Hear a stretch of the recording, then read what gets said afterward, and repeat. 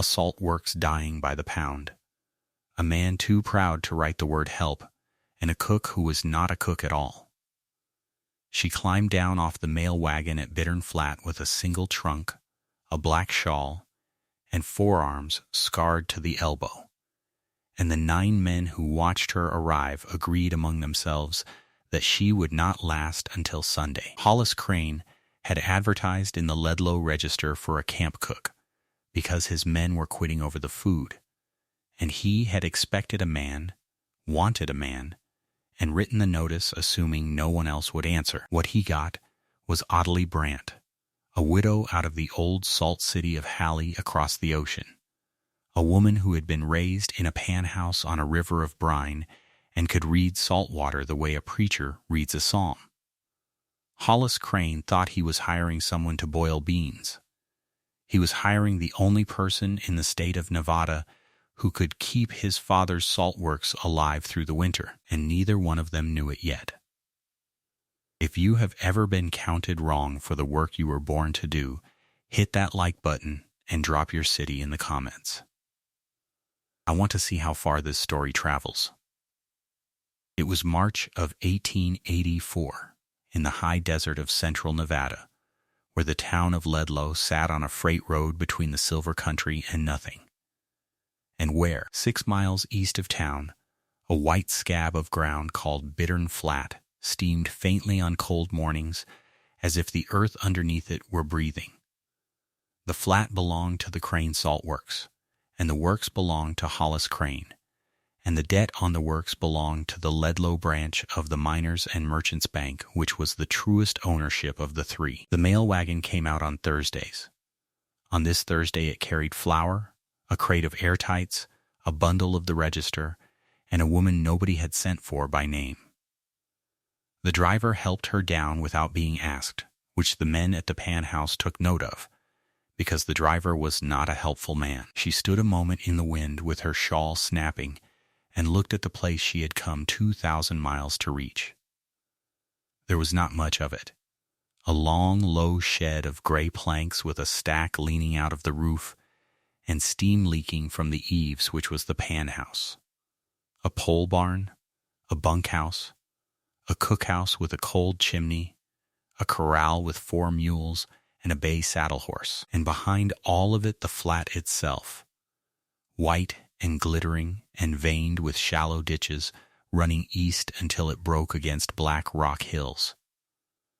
The spring rose at the north end under a plank hood, and even from the yard she could smell it, the flat mineral breath of brine, and something under the brine that did not belong there. A bitterness, faint as a word spoken in the next room. She noticed that before she noticed the men. The men had come out of the pan house to look at her. 8 of them in a rough line, gray to the knees with dried salt, and a 9th walking up from the ditches with his hat in his hand, tall and lean and sun-creased, maybe 40, with the particular stillness of a man bracing for one more thing to go wrong. That one stopped 6 feet from her and looked at the trunk and the shawl and the gloved hands folded in front of her and said, "There's been a mistake." She said there had not been. He said he had advertised for a camp cook. She said she knew it and had answered the notice by letter 3 weeks past, and had his reply in her pocket agreeing to wages of $15 a month, and found, and that her name was Mrs. Ottilie Brandt, and that she had signed the letter O. Brandt because she had learned on 2 other occasions what happened to letters signed Ottilie. Somebody in the line of men laughed and turned it into a cough. Hollis Crane put his hat on. He was not a cruel man, and what moved across his face was not cruelty, but arithmetic, the fast, unhappy sums of a man calculating the cost of sending her back against the cost of keeping her, and finding both sums beyond him. He said this was a work camp, that the men ate at 5 and 11 and 6, that the last cook had quit over the water and the one before that over the loneliness, and that a salt camp in the desert was no place for a woman. She looked past his shoulder at the cookhouse and asked what he had been paying to feed 9 men for a week. He was surprised into answering honestly. $11, he said, and it had bought food the men cursed over. She said she would feed them on $9 a week and they would stop cursing, and if either of those things proved false by the 1st of April, he could put her on the mail wagon and owe her nothing. The wind moved between them. Off in the pan house the fire ticked and the brine muttered in the pans, and the flat glittered all the miles to the Black Hills, and Hollis Crane, who could not afford a cook at any price and could keep men without one even less, said the words that saved his life without knowing he was saying them.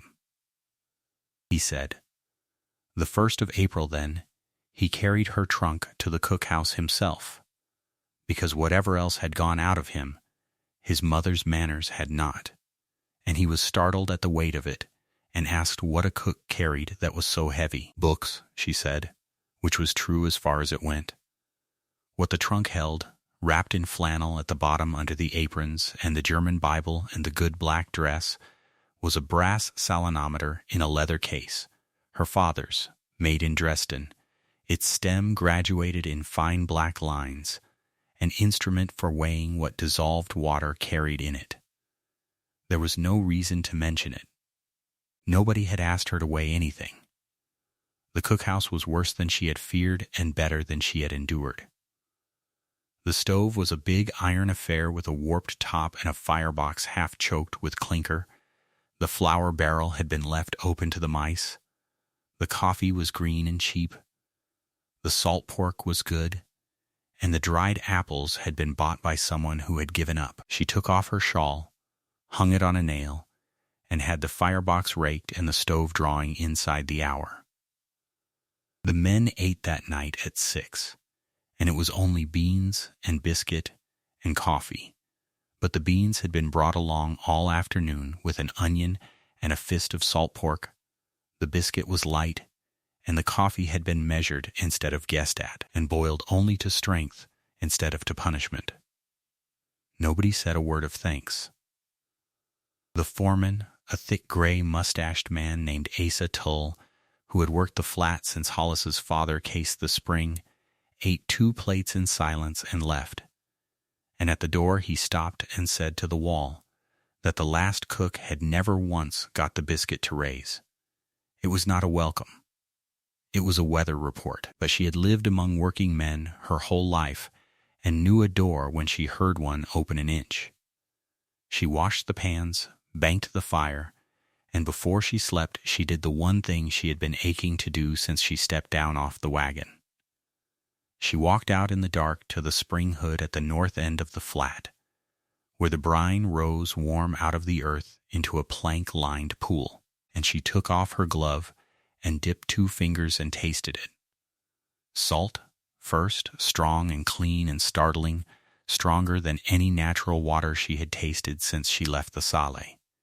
And then, behind the salt, arriving late the way it always did, the other thing. Bitter magnesia and the sulfate earths, the bitter mothers her father had taught her to hunt out of a pan before she was 10 years old, riding heavy in water that should have made the whitest salt between the 2 oceans. She stood in the dark with the taste on her tongue and the steam rising past her face into the cold, and she looked back down the flat at the pan house, where a lamp still burned, where a man who did not want her here was sitting up over a ledger that would not come right, and she understood 2 things at once with perfect clarity. The first was that this works was dying, and not from the spring, because the spring was magnificent. It was dying in the pans, from the way these men made salt, and it could be saved by anyone who knew what she knew. The second was that no one here would believe her. Not yet. Maybe not ever, because she had seen how the arithmetic ran behind their eyes. She was the cook. She had fought that reckoning in 2 countries and lost every time but one. So Ottilie Brandt put her glove back on and walked back to the cookhouse and went to bed and if she lay awake a while listening to the wind work across the flat, she was up before any man on the place, regardless. And the coffee was hot before first light. She had promised them the 1st of April. There was a great deal a patient woman could learn about a salt works before the 1st of April, and she intended to learn all of it. The true shape of the trouble came to her as trouble always comes to a cook, through the food and the talk over it. 9 men eat 3 times a day, and a woman who keeps her hands busy and her mouth still will hear a works confess itself entire inside of 2 weeks. The Crane Salt Works had been built in 1866 by Eben Crane, Hollis's father, when the silver mills over the hills at Jubilee were roaring day and night and crying for salt as a fire cries for wood. The mills used salt by the ton in their pans to work the silver loose from the rock, and Eben Crane had found the one strong brine spring in 4 counties and understood what it was worth. In the good years, the works had run 20 men and shipped 90 tons a month, and Eben had talked of piping the brine and roofing the flat and building Ledlow a church, and had done the last of those 3. Then Eben died of a burst heart in the pan house with a salt rake in his hands, and the silver country began its long, slow sag, and the mills that had taken 90 tons took 60, and then the works lost the Comet Mill entirely when it closed, and now everything hung from one contract. The Alhambra Mill at Jubilee, Superintendent Cyrus Dodge, 40 tons a month at $13 the ton, renewed each November. That contract was the artery.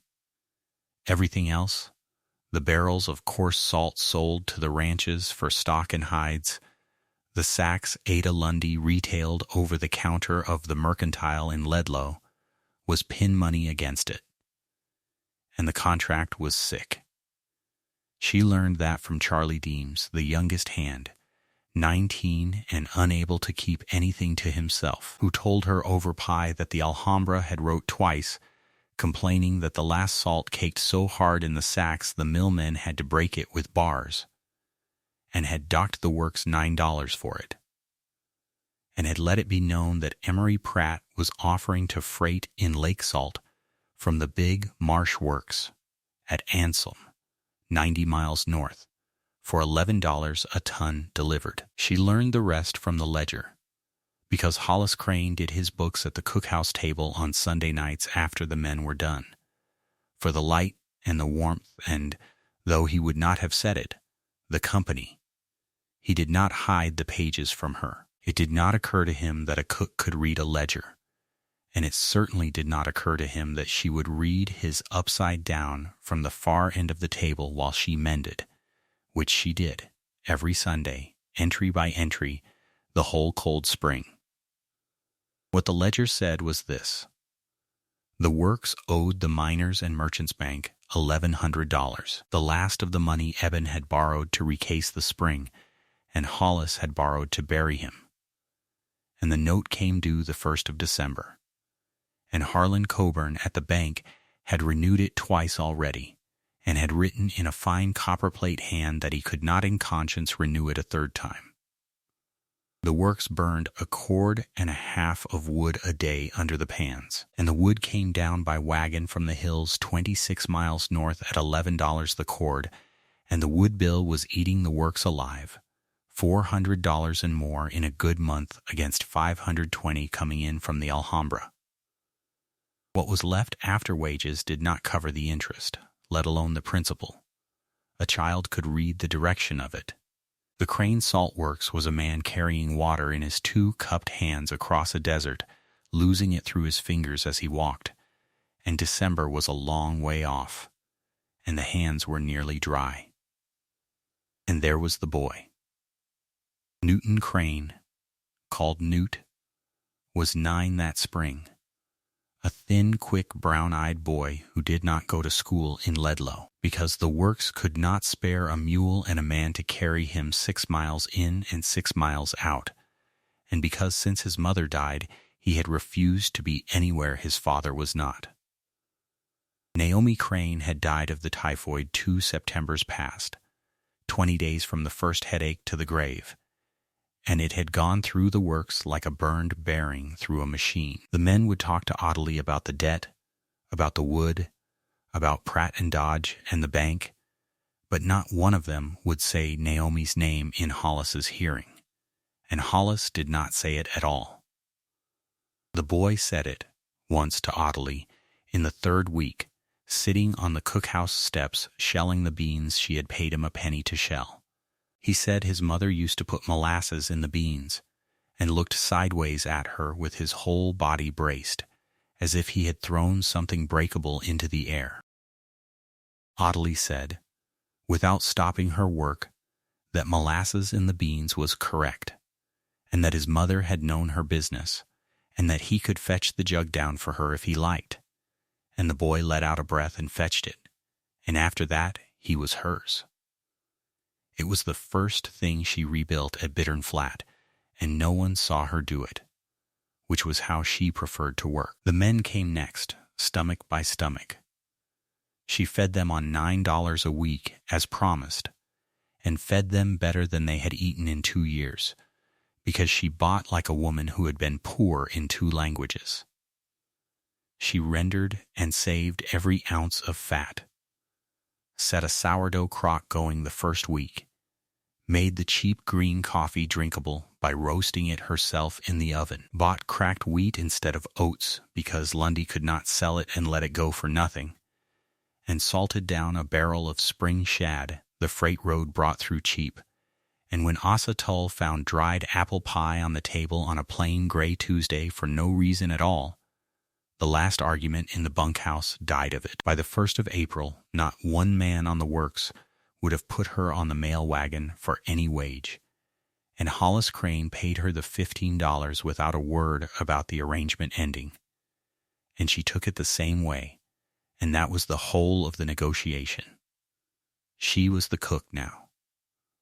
She saw the town for the first time in the middle of April, riding in on the Thursday wagon to do the month's buying herself, because a cook who lets other hands do her buying is a cook who has surrendered her $9 in advance. Ledlow was one long street of false fronts with the bank at the head of it like a stern relative, and it took the measure of a stranger woman with a frankness the old country would have blushed at. The women on the walks assessed her shawl, her boots, and her ringless glove in 1 pass apiece, and priced the whole of her, and moved on. In the mercantile she met Ada Lundy across a counter for the first time, and the 2 of them conducted 20 minutes of hard bargaining over cracked wheat, condemned dried apples, and a barrel of freight bruised airtights, at the end of which each had privately concluded that the other was the first person of sense she had met in the county, though neither said so for a year. And on the walk outside, a big man in a good coat stopped square in front of her, took off his hat, and introduced himself as Emery Pratt, the freight contractor, an old friend of the works, an old friend of Mr. Eben Crane, God rest him, and said with a wide, warm smile that he hoped the new cook would find her situation everything she wished, and that if she ever wanted anything hauled, anything at all, she had only to leave word at his warehouse. Everything the works had came and went through his yard anyway. He shook her hand as if he meant to keep it, and he smelled of cigars and prosperity, and his eyes did the same pass over her the town women's had done, only slower, pricing not her shawl, but her usefulness. And Ottilie thanked him in her careful English and took her hand back, and could not for her life have said that day why the warmth of the handshake stayed with her like something spilled on the glove. She was a long way from any accusation. It was only that she had been weighing things since she was 10 years old, and the instrument in her wrist registered, faintly, that the friendliest man in Ledlow had felt for half a second like a beam that had been leaned on, which meant she could begin. She began at the spring, in the gray hour before breakfast when no man was stirring, with her father's salinometer out of its case at last, warmed against her wrist so the cold would not lie to the instrument. She drew the brine in a clean pail, let it settle, floated the brass stem in it, knelt with a lamp to read the line, and then sat back on her heels in the steam and read it twice more, because she did not believe it. 1 part in 4.5. Water so heavy with salt it wanted only the smallest push to give it up. Seawater ran 1 part in 30, and the great salt cities of Europe had been built on springs of 1 part in 12. Her father had worked brine at 1 part in 9 his whole life, and called it rich, and had told her once, feeding thorn faggots into a graduation house on the Saale, that somewhere in the world there might be springs so strong a pan crew could hardly ruin them, and here was one 6,000 miles from his grave, being ruined every single day by 7 honest men and a woodbill. She tested the brine at the pan house intake, and then over the following weeks tested everything else, sitting quiet with her mending in the pan house evenings until the men forgot she was there. What she saw would have made her father put his fist through a plank. They pumped the brine green from the spring straight into the pans, cold and raw, and burned wood bringing water to the boil that the desert wind would have thickened for nothing. They fired hard and fast, because Toll believed fast salt was money, and the violence of the boil kept the bitter earths stirred up through the grain instead of settling out. They never blew down or skimmed the first scale. So the panstone, the hard gray scurf of gypsum her father had called the first drop, built up on the pan bottoms an inch thick, and an inch of stone between fire and brine meant a third again more wood for the same salt. And they chipped it out with bars once a month and cursed it, and did not once ask what it was trying to tell them. And worst, the thing that had made the Alhambra write its letters. They boiled every pan down to the last of its water to waste nothing, which meant they boiled the bitterns, the mother liquor, the heavy magnesia water that any Halley pan girl knew to draw off and throw away, straight into the finished salt. That was the bitterness she had tasted her first night, riding behind the good clean sodium like a thief behind a wagon. Bittern salt was gray. Bittern salt was greedy for damp. Bittern salt caked in the sack into stone a mill man had to break with a bar.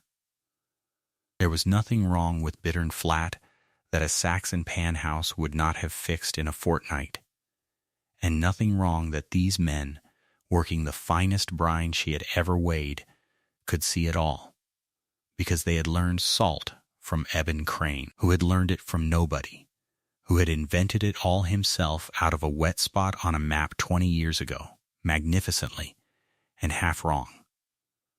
She said none of this for 6 weeks. She was a woman who had twice in her life spoken her trade too soon among men who did not know her, once in Syracuse and once in Kansas, and both times it had cost her the roof over her head. She cooked and mended, and paid the boy pennies to shell beans, and listened, and wrote small figures in a small book of her own, and on a Sunday evening in the middle of May, while Hollis Crane sat frowning over the wood bill at her clean scrubbed table, she set down his coffee and asked, in the same tone she would have asked about the weather, which pan the last Alhambra shipment had come off of, the north row or the south. He looked up at her. It was the first question anyone had asked him about the making of salt, rather than the selling of it, since his father died. He said slowly, the south row, mostly, and asked why a cook wanted to know.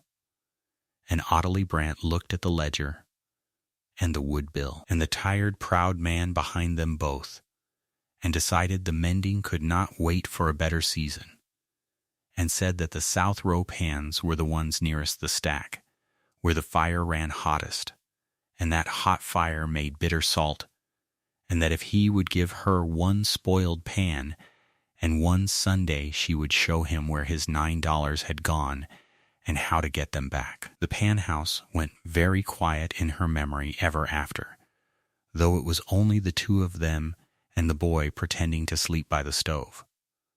Hollis Crane closed the ledger and gave her the look men had been giving her all her life, and she watched him almost say all of it, that she was the cook, that salt was men's work, that his father had built this place. What he said instead, after a long moment, God bless him for it forever, was that the works did not have a pan to spare. It was not a yes, but it was not the mail wagon either. And she had turned harder ground than that with patience before, and there was, as it happened, one pan on the flat that did not belong to the works at all. The pan that did not belong to the works was Mose Ivy's. Mose was the boiler tender, a bald-legged Tennessee man past 60, who had come to the flat with Eben Crane in the beginning and stayed on the way a stone stays in a field. And years back he had dragged a cracked cast pan out of the scrap and set it up on a stone hearth behind the pole barn to render tallow and boil his wash in. It held maybe 40 gallons, and it was his, by the only law that mattered on the flat, which was that everyone said so. Ottilie had been feeding Mose soft food all spring because his teeth were bad, grinding his coffee twice as fine and stewing his portion of the meat, and she had done it without ever once letting the other men notice. And Mose Evie knew exactly what was owed and to whom. When she asked him on a Saturday night for the loan of his pan and a Sunday's worth of his judgment, he studied her for the space of 3 breaths and said that his mother had boiled salt at a lick in Tennessee before the war, and that he had always suspected there was more church to it than Eben let on, and that the pan was hers till Monday. What happened behind the pole barn that Sunday became, in later years, one of the stories the town of Ledlow told about itself, and like all such stories it grew handsomer with age, until the sagebrush fire was a bonfire and half the county was standing there watching. The truth was 6 people.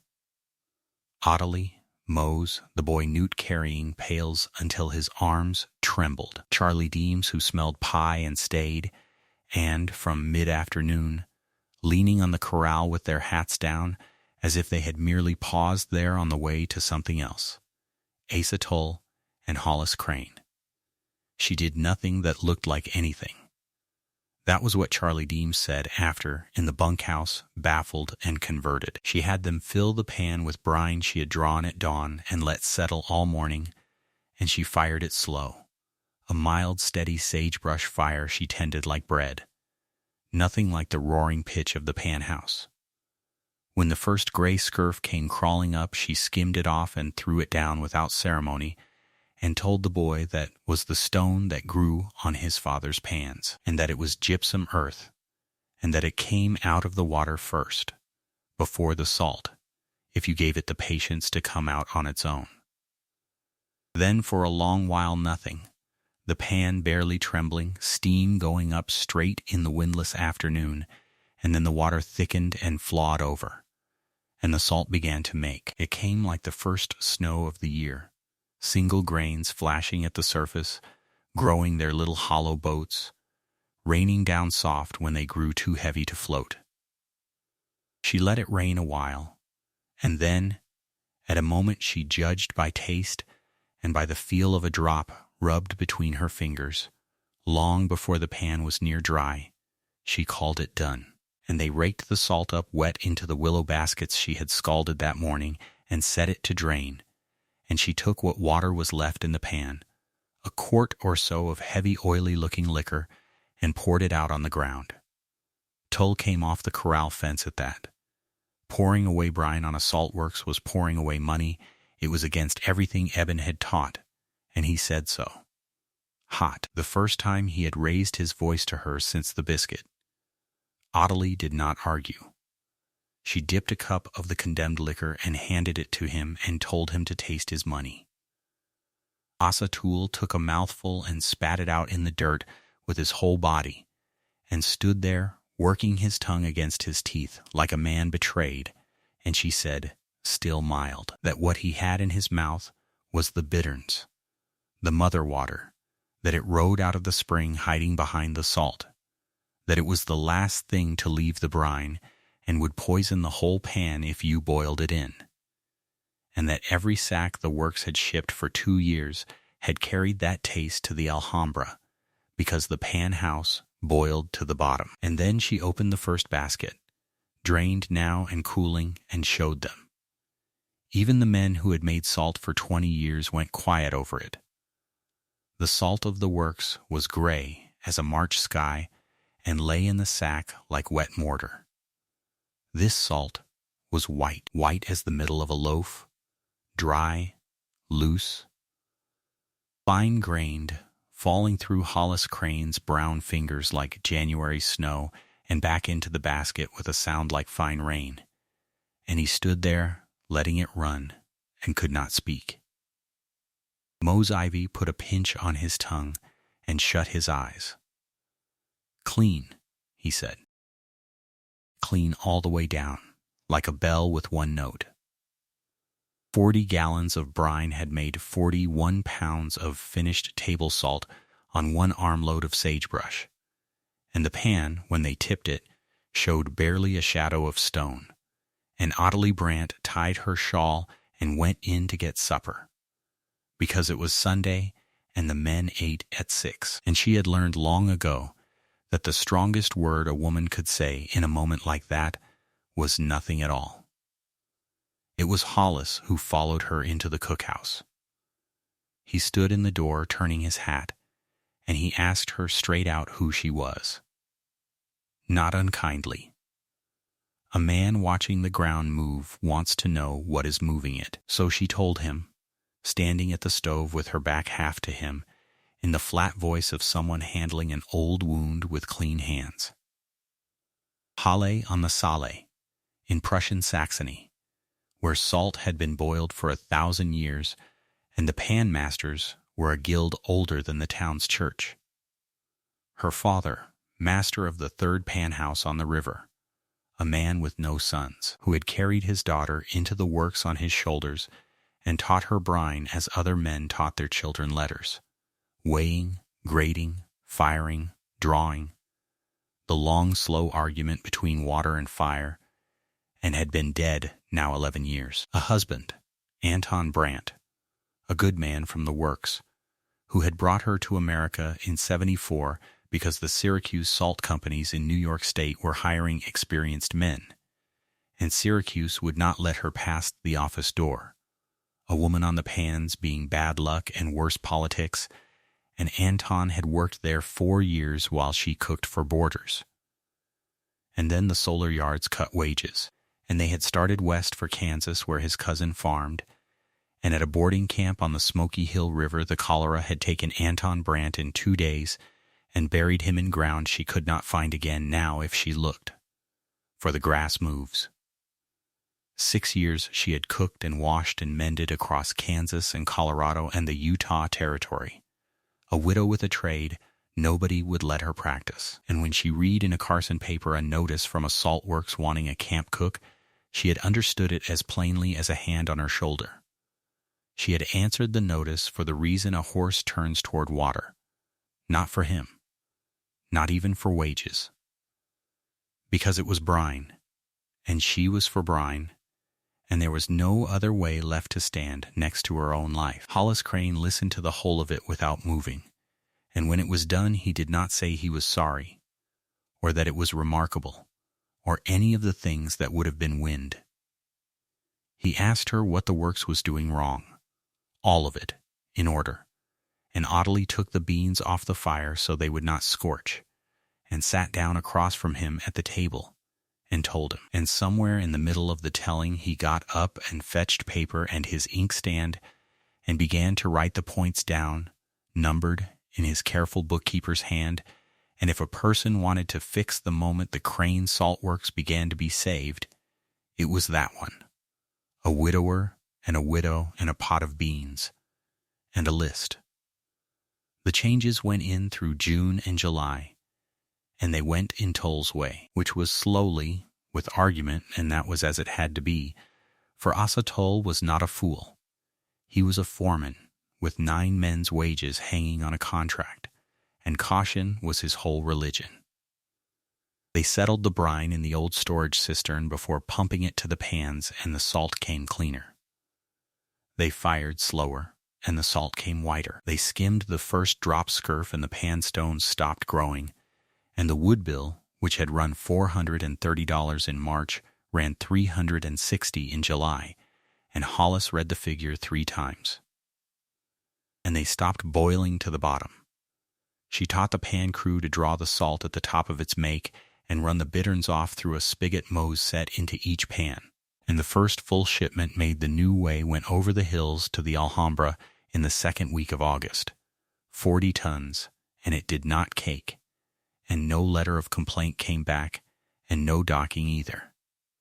What came instead was Ada Lundy. Ada ran the mercantile with her husband and her own harder judgment, and she had bought crane stock salt for years out of neighborliness, and sold the good Liverpool fine salt over the counter to the town's bakers and butter makers at a shameful markup, because there was nothing nearer.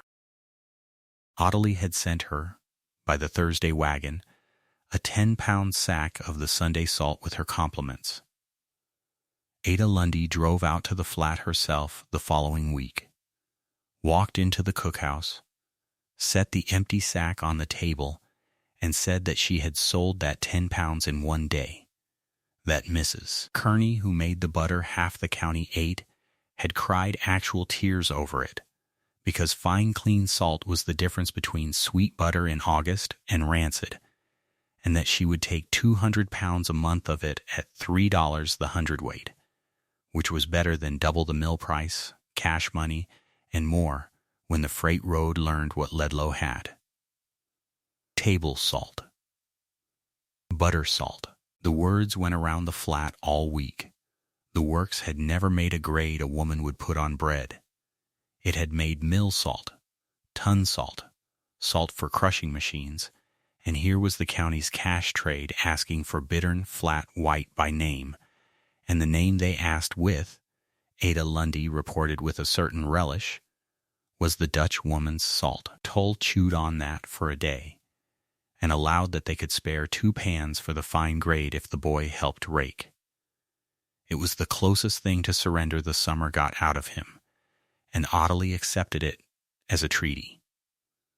The warmth came into the works the same way the white came into the salt, slowly out of the daily grain of things. Hollis Crane began stopping at the cookhouse in the evenings with his ledger, even when it was not Sunday. He was a different man over figures than over talk, quicker, near playful, and she learned to put her questions to him through the numbers, where he could answer without cost. In September, when the scald happened, it was her name he shouted first. Charlie Deems, hurrying the noon draw, caught his boot on the rake handle and brought a bucket of near-boiling brine down over his left arm and shoulder, and the pan house filled with the sound a young man makes when he is trying not to scream in front of older men. Ottilie was there before the steam cleared. She had grown up beside scalds. They were the pan house's tax, and she knew the 2 mercies that mattered. Cold water at once, and no lard, no flour, none of the bunkhouse doctoring that sealed the burns he'd in to fester. She kept Charlie's arm in the cold spring runoff a full half hour by the clock while he shook and talked nonsense, then dressed it in boiled linen and sweet oil, light, changed, twice a day, and she slept in a chair in the bunkhouse the first 2 nights to change it. Charlie Deems kept the arm and kept the use of it, and the scars healed shallow, and the doctor from Jubilee, arriving on the 3rd day, examined the dressing and asked who had done it, and being told the cook had done it, said that he wished the mines had her, for he had seen men lose more from less. After that there was no more arithmetic behind the men's eyes when they looked at her. There was something else, older, that men on hard ground reserve for the person who can put them back together, and Asa Toll started taking his hat all the way off when he came into her cookhouse. So the summer turned. The works was still poor, the note still ran to December, the woodbill still ate, But the direction had changed. Anyone could feel it. The flat had the smell of a place being pulled back rather than sliding, and perhaps that is why the letter, when it came in the last week of September, landed the harder. It was from Cyrus Dodge, superintendent of the Alhambra, and it was courteous and it was frightening.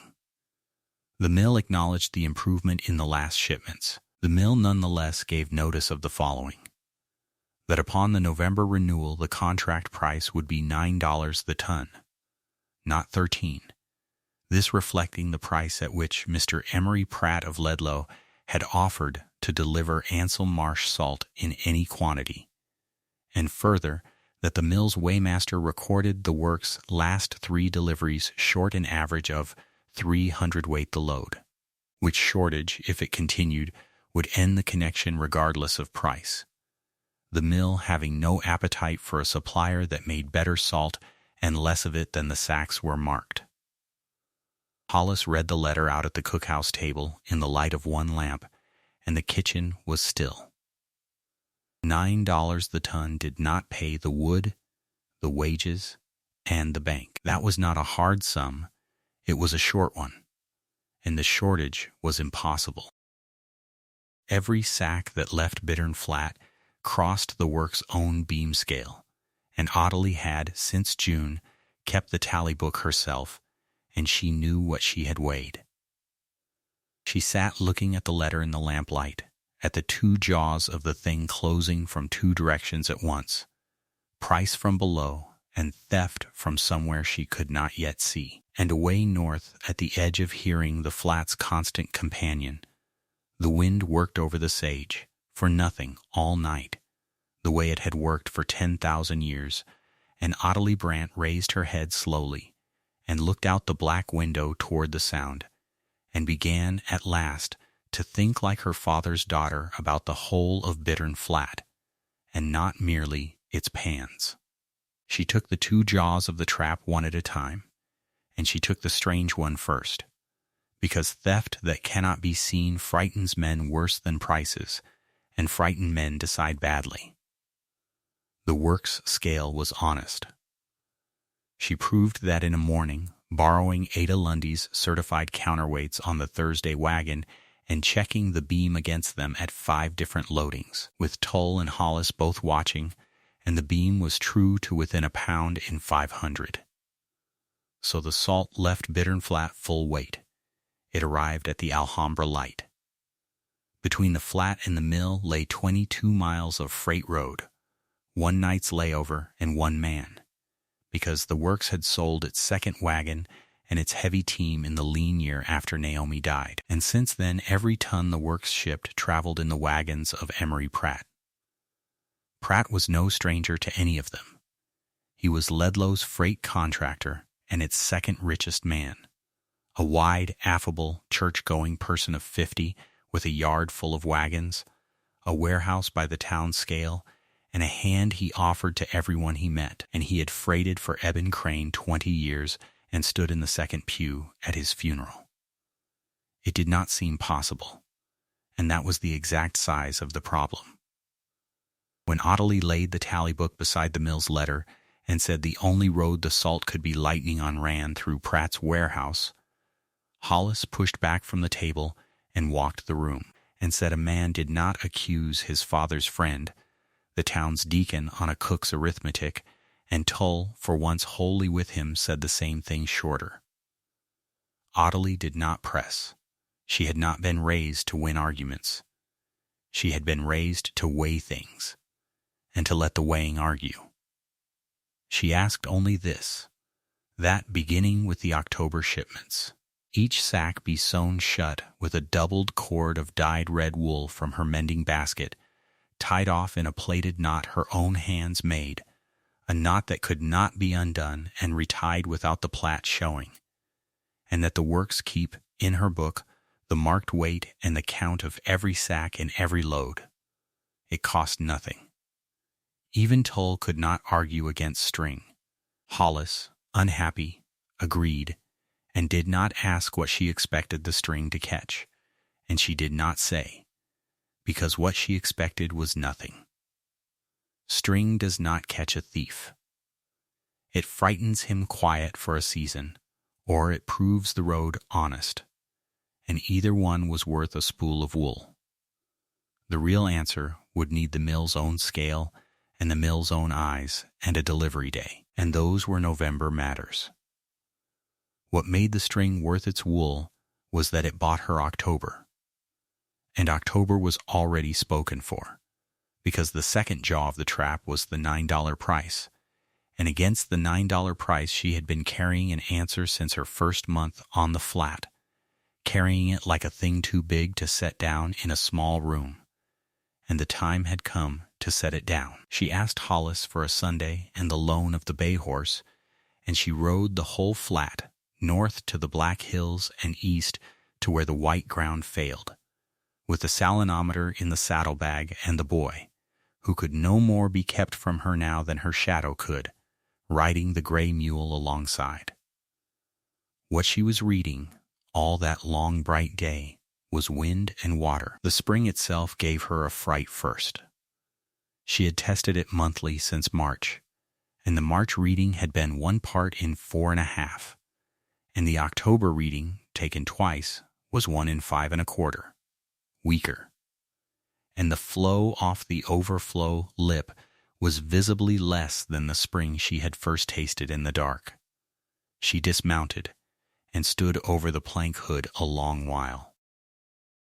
A brine spring is a living thing, her father used to say. It has a throat, and the throat can silt. And a works that does not mind its spring is a miller asleep beside a choking race. The pool's floor, when she raked the lamp of the sun across it with a tin mirror, showed pale stone crowding the vent, the same gypsum first drop that grew in the pans growing down where the warm brine met cold ground, year on year unwatched since Eben Crane died, slowly strangling the finest spring on the continent. That was the fright. The gift came at the day's far end, in a cove of the Black Hills where the boy, throwing stones at nothing in the manner of boys, called out that the ground was wet. It was more than wet. In a fold of dark rock 1/4 mile from the works, screened by a lip of stone and a stand of greasewood, a seep came up warm through black gravel, no wider than a wagon wheel, feeding a stain of white before the thirsty ground drank it. The salinometer stem stood higher in that little pool than she had ever seen it stand in open water. 1 part in 4, near enough, and warmer than the mother spring, and utterly unworked. She sat back on her heels with her hands wet and looked at it, and looked at the boy, and told him he had earned his penny for the month. And Newt Crane, who understood exactly none of the figures, understood her face perfectly and whooped off the rocks like a jay. That evening after supper she cleared the cookhouse table, and asked Hollis and Tull and Mose to sit, and laid it all out plain, the way her father had laid things before the guild: needs first, means second, price last. The works could not live at $9 the ton, she said, so long as every pound of salt had to be boiled out of raw brine with $11 wood. But nobody at Anselm, and nobody at the Alhambra, had reckoned with the one thing Bittern Flat owned in a surplus beyond any works she had ever heard tell of, which was wind. Steady, dry, contemptuous, day-long desert wind, wind that had been the Flat's whole conversation for 10,000 years, and wind, she told them, could be put to work, because wind thickens brine for nothing. In the old country, where brine ran weak, they built what her people called graduation houses, great long walls of stacked blackthorn faggots, and pumped the brine to the top and let it trickle down through the thorns, thin as a shawl over all those miles of twig, and the wind carried the water away and left the salt behind in what reached the bottom. And a works could double and treble its brine's strength before ever a stick of wood was lit. There was no blackthorn on the flat. There was sagebrush and greasewood without end, which the men hauled and burned by the ton already, and there was lumber to be had in Ledlow, and there was a windmill pump standing idle over a dry stock well on the north quarter that could be moved and made to lift brine instead of water. "Build 2 racks," she said, "each 40 rods long. Run the brine over them until it came off at 1 part in 2.5, near saturation, and every cord of wood the works burned would make 3 times the salt it made today. The wood bill would fall by half or better. At a wood bill of $200, the works could sell salt at $9 the ton and bank money at it. At the same stroke, case out the mother spring's throat before it closed like a fist, and cut a channel to bring the black rock seep down to the cistern, and the works would command more strong brine than it could use in 50 years. She laid her small book open on the table with the figures, materials, labor, days, and pushed it into the middle, and sat back and let the weighing argue. The silence went on some while. It was Mose Ivy who spoke first, and what he said was that he had watched wind rob every clothesline he ever hung, and it was about time it was made to pay board.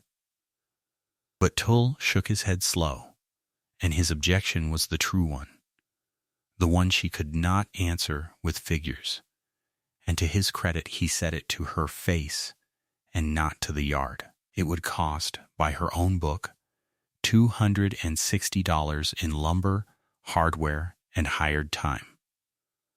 The works did not have 26. The note came due the 1st of December. The contract renewed at $9 in November. And if the racks failed, if the brine soured on the twigs, or the frosts came early, or any one of the 100 things went wrong that go wrong with a thing never before tried in a country, then the works would die owing more, and the men would go unpaid into winter. And that, said Asa Tull, putting his hat on, was what came of listening to Europe at a table in Nevada. He was not wrong. That was the misery of it. He was a good foreman saying a true thing, and she had no answer, and it was not her place to find one, because it was not her $260, and it was not her father's works on the block. Everyone at that table knew where the decision lived. Hollis Crane sat looking at her book a long time. Then he got up without a word and went out, and they heard the bay taken out of the corral, and he was gone 2 days, and the works ground on and nobody spoke of it, and Ottilie cooked and did not sleep much. What he did in those 2 days he told her only afterward, and pieces of it she had from others years later. He rode to Jubilee and stood in the Alhambra's yard and watched Anselm Marsh salt come in, and picked up a handful, and found it gray and sharp with the lake earths, mill salt and nothing better, and he asked the yard foreman what the millmen thought of it, and got a shrug for an answer. He rode past the mill to the cemetery on the hill where Naomi was, because Jubilee had the nearest consecrated ground, and what passed there was his. And he rode home by way of Ledlow, and sat an hour with Harlan Coburn at the bank. Not to borrow, for there was no more borrowing, but to ask the question he had been too proud to ask all year, which was how long exactly to the hour he had. And then he came back out to the flat in the cold October dusk, and stabled the horse himself, and walked into the cookhouse where she was banking the fire, and stood turning his hat, and said that he had sold the piano. Naomi's piano, freighted from Sacramento the year they married, silent in the parlor 2 years now, the last thing of any price under his roof that was not nailed to the works. Lundy's would take it for the church at $140, and the sound mules would bring 80 from the livery if the works kept only the 4. And his father's silver watch would cover the rest, and he had done the sums riding home, and the sums came to $265. He said it flat, in the voice he kept for costly things. And then he said the other thing, the thing she remembered after everything else about that year had softened, standing in the middle of her kitchen with his hat brim going around and around in his hands.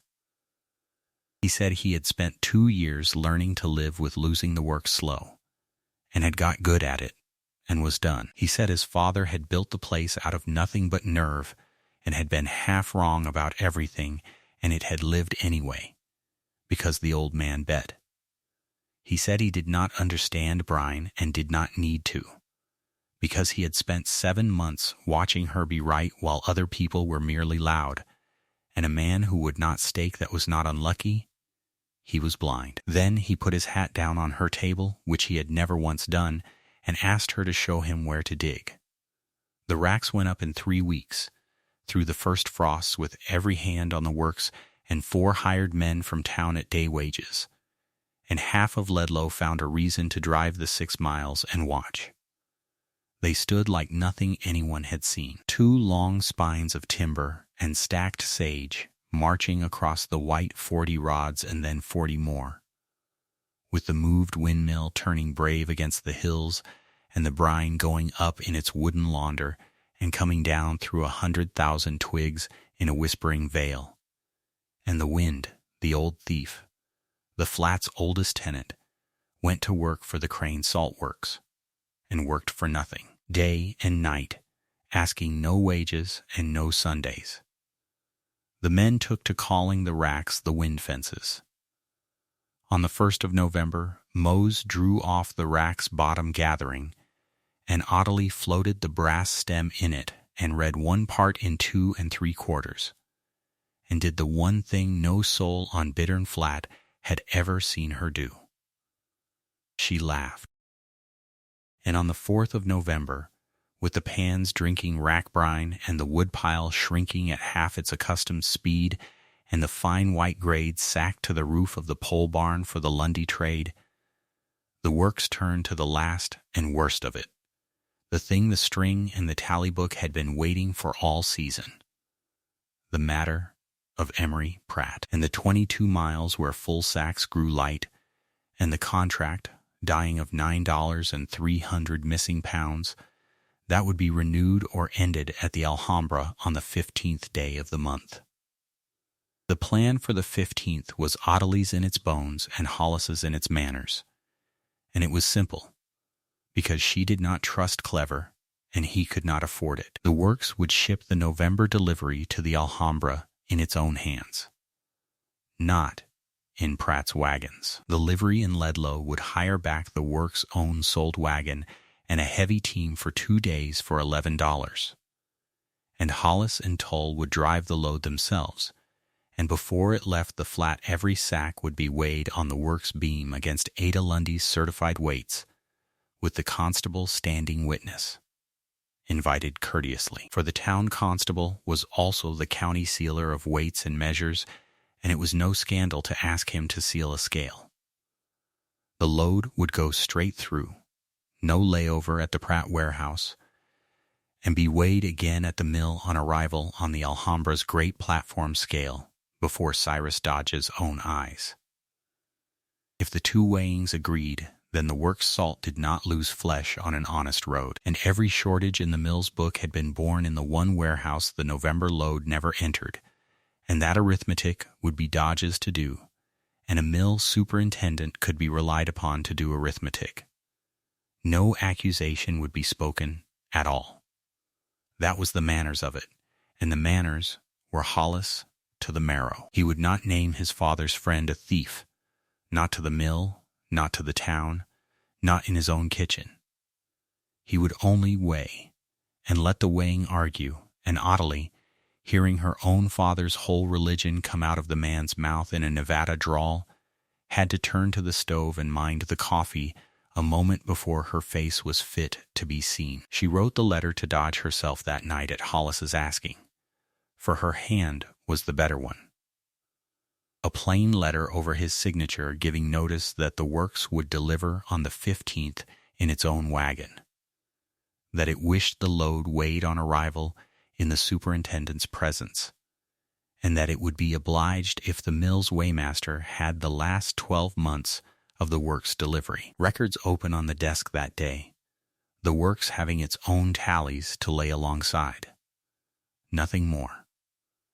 She sanded it, and he read it twice and signed it, and looked up at her across the small light of the lamp, and said that his father would have gone at Pratt with a wagon spoke, and been in the wrong within the hour, and lost the mill for good. His father, he said, had bet grand and roared when he lost, and everyone had loved him for it and lent him more, and that credit had died with him, and it had taken Hollis 2 years of being the quiet son at the quiet end of the bank's ledger to understand that no one was ever going to lend him roaring. She said that they lent him nothing for quiet either. No, he said, they did not, and it was the nearest either of them came, all that autumn, to saying what was by then plainly true, that the works was being saved by the 2 kinds of patients in that room, and that neither kind was ever loved out loud in the country they lived in. The storm came on the 12th, and it nearly took everything. It came down from the northwest in the afternoon with a green-black front like slate, the first true blow of the winter, and by dark it was tearing at the flat with a violence even Mose had no measure for, and the wind fences, which had been the work's miracle for 6 weeks, were suddenly 40 rods of sail rigged broadside to a gale. The north rack began to work loose at the footings around 9 at night.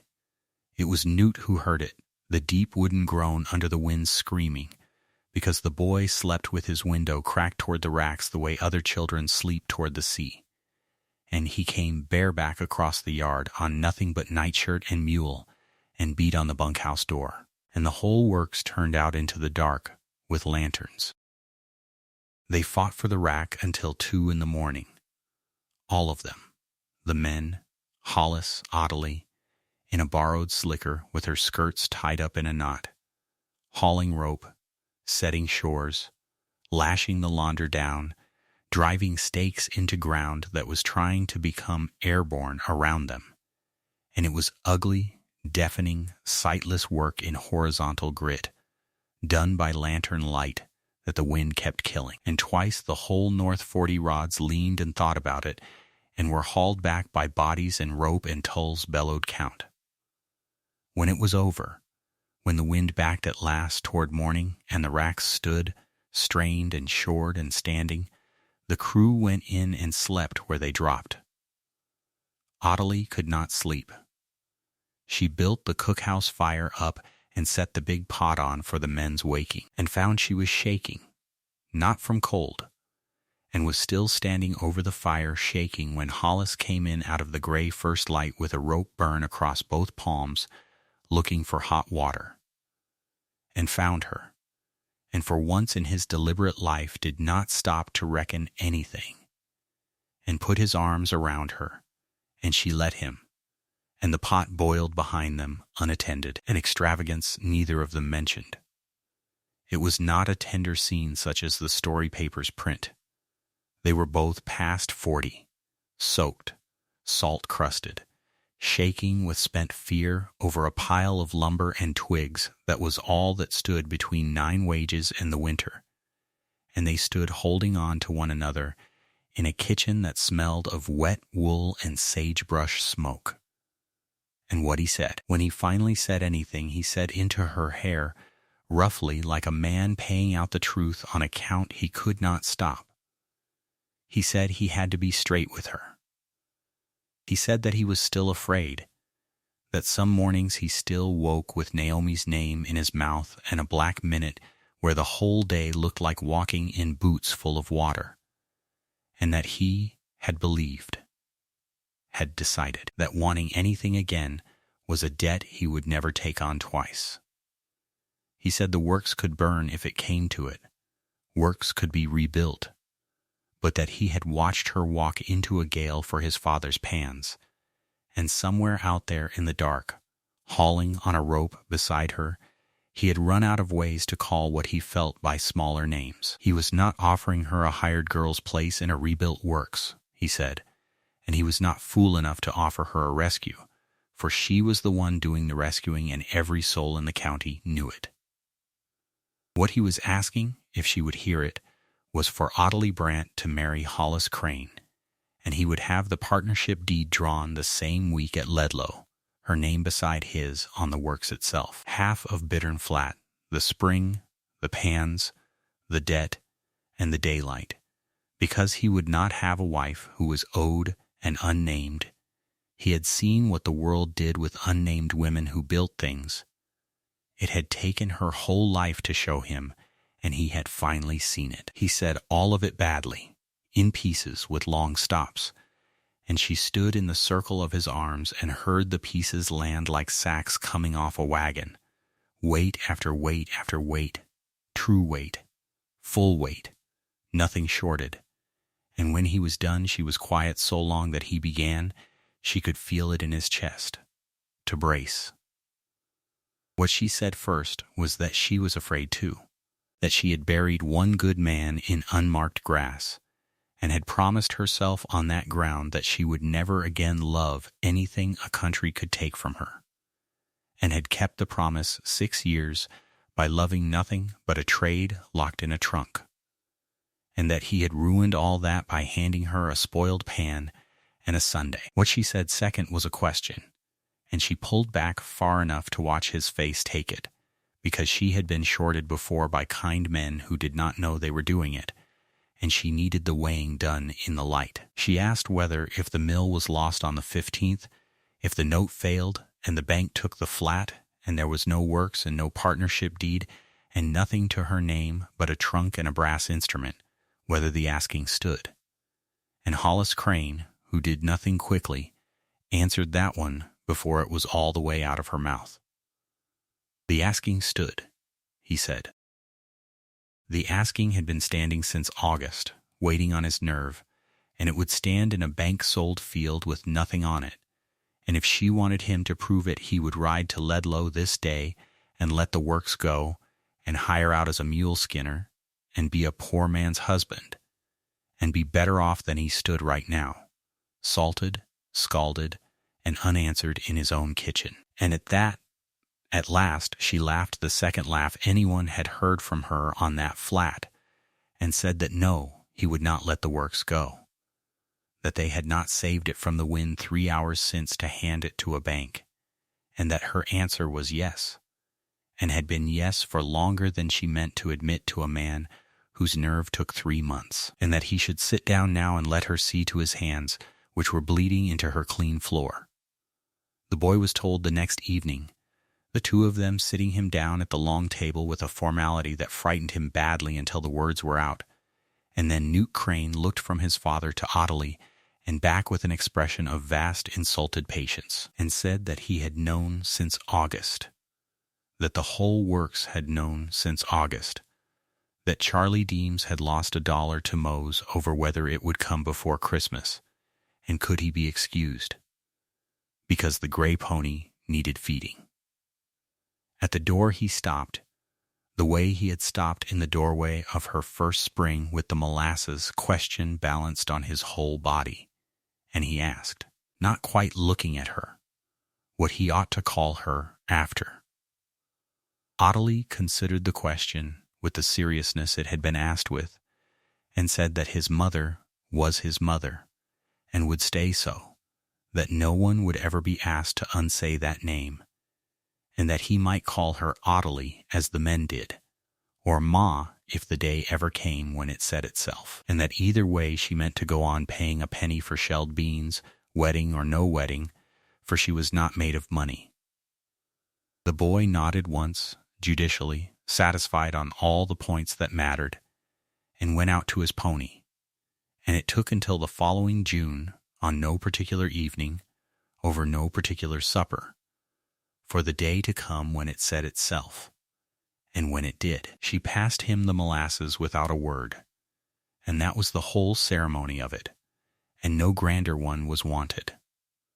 So the 15th of November found them what they were: promised, unwed, half broke, and standing side by side at the works beam scale at 4 a.m. in hard frost, weighing sacks by lantern light with the constable of Ledlow, while Tull chalked the tallies and Mose sewed the red-plated cord through every closure.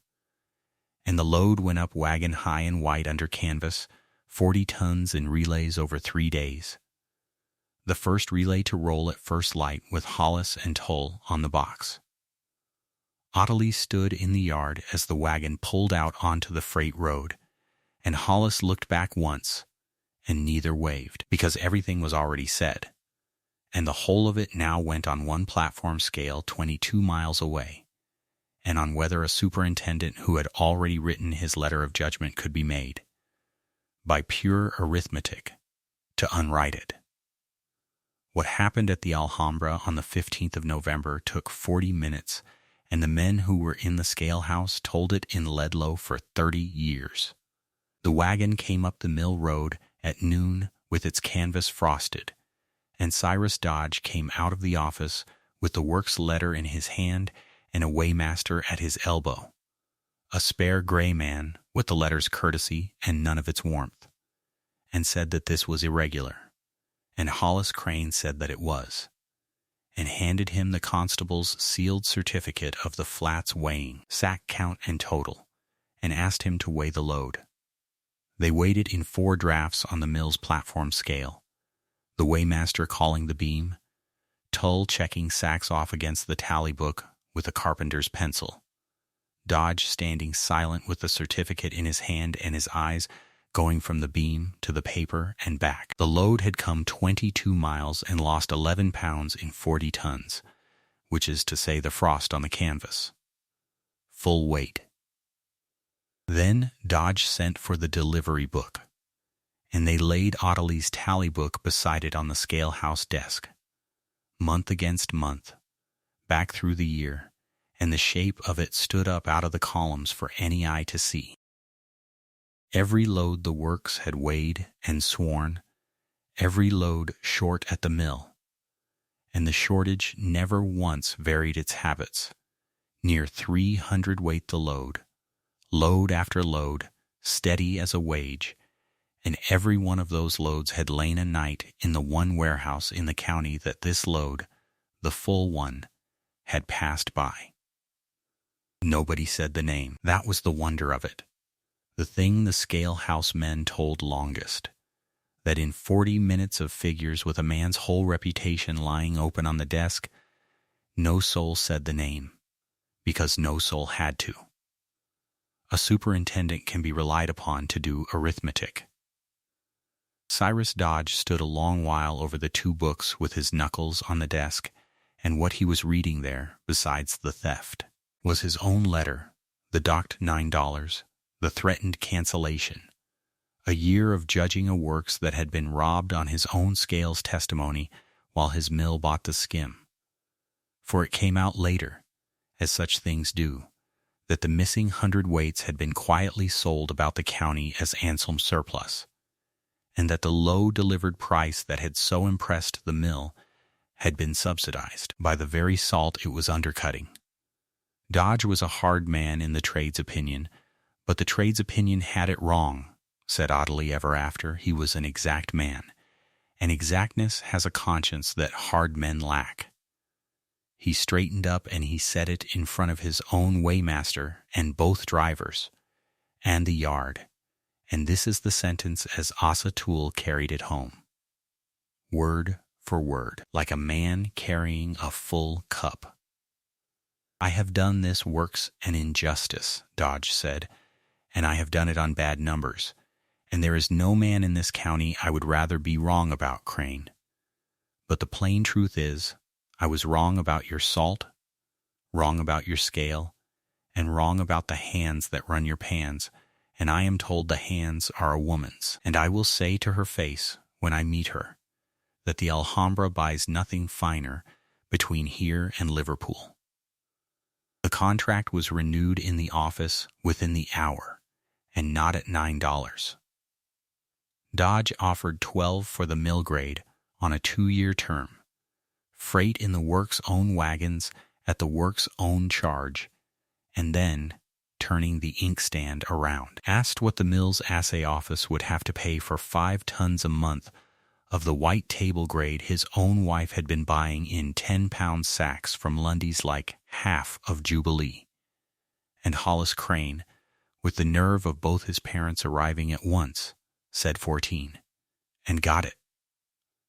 As for Emery Pratt, no charge was ever laid, for the sufficient reason that no complainant could be found. The mill would not air its scale house, and the works would not feed the town a scandal it would chew for a decade. But the 15th of November has a voice in a small county, and by Christmas Pratt's yard had lost the mill's carriage, the bank's paper, and the respect that had been its true capital.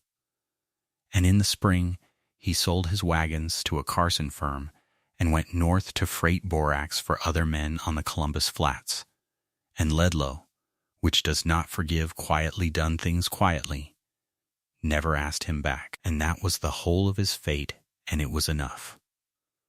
Harlan Coburn drove out to Bittern Flat himself on the 1st of December, which bankers did not do, with the note in his coat pocket, and was shown the racks, the recased spring running full and clean, the new channel from the Black Rock seep, the pole barn sacked to the rafters with white, and the renewed Alhambra contract.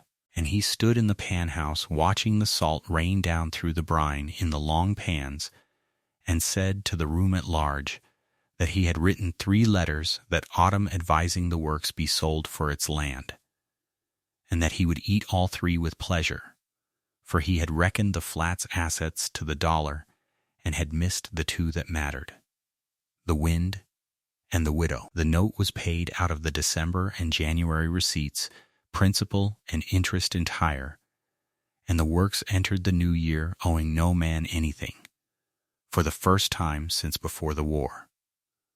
Osatol's concession came last, as was right, and it came in his own coin.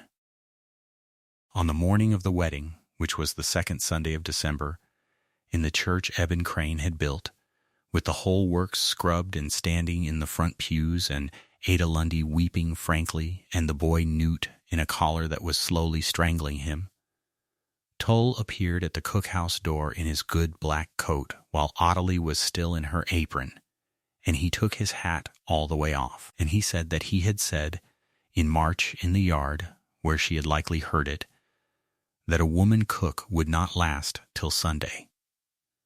He said he had been foreman on that flat for 18 years, and had been wrong about wood, weather, mules, and men in his time, but never so wrong about anything as he had been about what stepped off the mail wagon that Thursday, and that he had watched her save the pans, the spring, the contract, the boy, Charlie's arm, and the man, and he named them off on his fingers like cargo.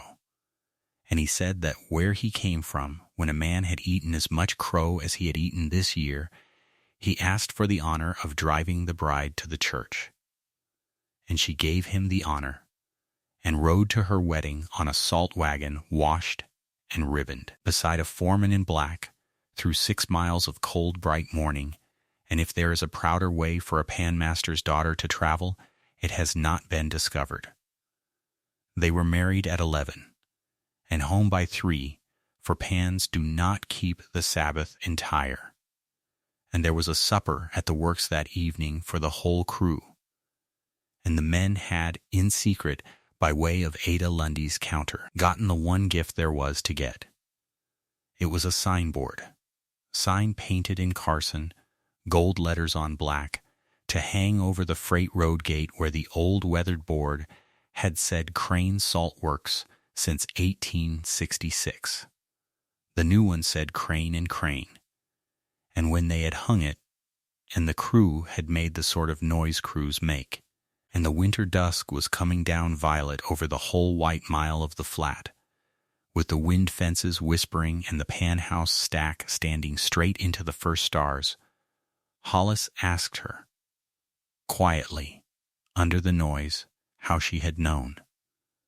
Back in the black spring of it, when every book said the place was dead, that there was anything here to save. And Ottilie Crane looked out at the flat a long moment, at the wind doing its free work in the dark, and gave him the answer her father had given the guild the year the river flooded the pans, the sentence she had carried across an ocean and a war of a life, the only inheritance that had made the crossing whole.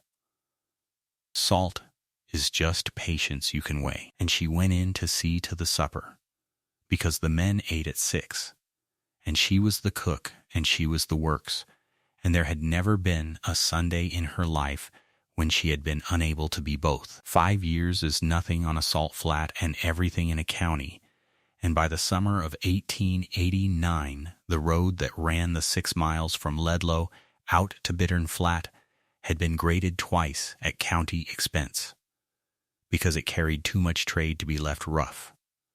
The works ran 14 men the year round now, and more at the spring rush. The wind fences had been doubled and then doubled again. 4 long spines of silvered timber and packed sage that travelers on the freight road slowed their teams to stare at, and drummers in the hotel at Ledlow argued about what they were until somebody local, with the studied carelessness of a man mentioning his county's wonder, would explain that those were the graduation racks of the crane works, the only ones in the state, maybe in the whole country west of the lakes, and that the wind out there did the work of 30 cords of wood a month, and had never once asked for wages. The Alhambra took its 40 tons of mill grade and its 5 of table, and the table grade went further than that now. It went in 10 and 20 5-pound bags with a black and gold label that Ada Lundy had commissioned from the same Carson sign painter, and the label said Bittern Flat White, Crane and Crane, Ledlow, Nevada, and it sold in Carson and Virginia and down the Owens Valley. And the butter women of 3 counties would tell a merchant to his face that if it was not the Flats White, they would thank him to keep it. The creameries paid premium prices for it, the hotels asked for it by name, and once a year a letter came from a San Francisco grocery house inquiring, with increasing warmth, whether the works had ever considered rail. Mrs. Kearney's sweet butter took a ribbon at the state fair in 1887, and she stood up at the Grange supper and said in front of 200 people that the ribbon belonged half to the German lady at the salt works, and the room stood up with her. And Ottilie, who had come for the supper and not the speeches, had to be pulled to her feet by her own husband, laughing, while the boy whistled through his fingers like a field hand. The boy, Newt Crane, was 14 that year and made his mother's crossing in reverse each day, 6 miles into the school at Ledlow and 6 miles out, on a stout gray pony bought with his own wages. For he drew a half wage at the works now, earned. And Tull said within his hearing that the boy could read a pan at a walk better than most men could read it standing still. But it was the other thing the boy could read that Ottilie minded. Evenings, at the long table, he did his sums into her small book with the brass instrument standing in its open case beside him like a schoolmaster, and he weighed brine at 13 as she had weighed it at 10, and there was no reason to mention it, and she mentioned it to no one, and knew exactly what she was looking at, which was the 4th generation of a guild that the world kept insisting had ended. The soul to Syracuse, to a Kansas grave, to a white flat in Nevada. The trade handed down the years like a ring, from a man with no sons to a woman no one would hire to a boy who had lost one mother and been claimed by another over a jug of molasses. Charlie Deems married the younger Kearney girl and named his first daughter Ottilie, and was neither the first in the county to do it nor the last. And the Flats Ottilies grew up thinking it a common name and were startled, going out into the world, to learn that it belonged to one woman and a stretch of white ground east of Ledlow. Mose Ivy lived to 73, tending his boilers to the last spring, and was buried in the churchyard at Ledlow under a stone the works paid for. And at his own instruction the stone said only his name, his years, and the words he kept steam. Asa Tull never did learn to say the thing straight out. But every March, on the Thursday nearest the day the mail wagon had come, there were always, by no hand anyone could name, wildflowers in a jar on the cookhouse table, sand verbena and desert gold, the Flats' own crop, and Ottilie never mentioned that either, and the two of them went on for years respecting one another in a fierce, discreet silence that the whole works navigated around like a landmark. Hollis Crane grayed early and easily, as spare men do, and grew into one of those husbands the country breeds a few of in each generation, who say little in company and stand slightly behind their wives at gatherings with an expression of contained and permanent satisfaction. Like a man who has backed the right horse in the only race that mattered and collects his winnings daily. He kept the books, she kept the brine, they kept each other, and once a year, on an anniversary nobody else could have named, the 15th of November, the two of them drove the 22 miles to Jubilee and back, for no stated reason, and dined at the hotel, and came home late under the winter stars, and what they talked of on that road they never said. He was still afraid some mornings. She knew it as she knew weather coming, and on the black minute mornings she did not console him. For he was not a man consolation reached. She set his coffee down and told him the day's one problem: a sticky pan, a doubtful sack seam, a price to be argued, and watched him pick the problem up the way another man picks up a rope, hand over hand back into the daylight. And by 9 he would be whistling at the scale, and if that is not what love is, it will do until the real thing is discovered. There were hard turns still, for the desert does not retire. There was the winter the freight road closed for 11 days, and the flat ate its own stores down to the seed. There was the summer the windmill broke its back in a June gale, and the whole works hauled brine by mule while the smith cursed in 2 languages.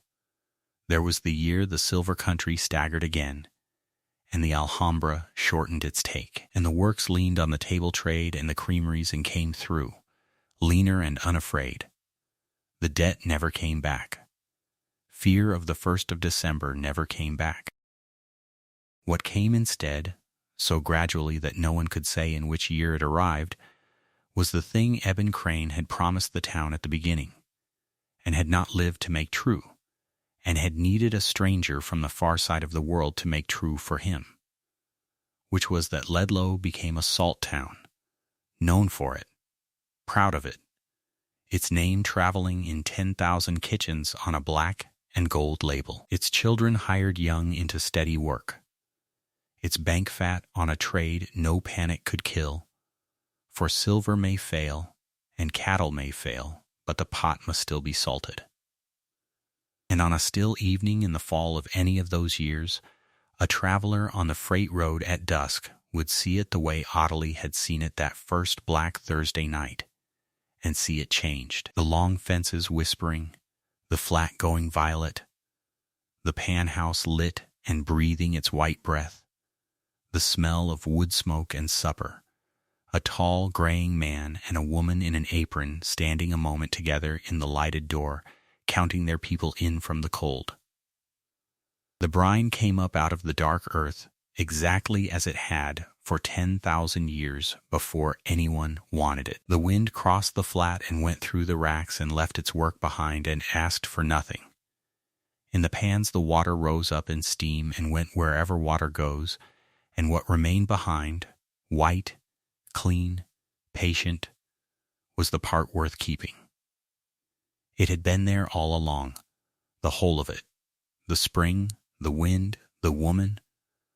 All that was ever wanting was somebody who knew what they were looking at. The salt made all night, a soft ticking rain in the dark of the long shed. The lamp in the cookhouse burned, the kettle was on, and the flat lay white and living under the early stars, 6 miles east of Ledlow.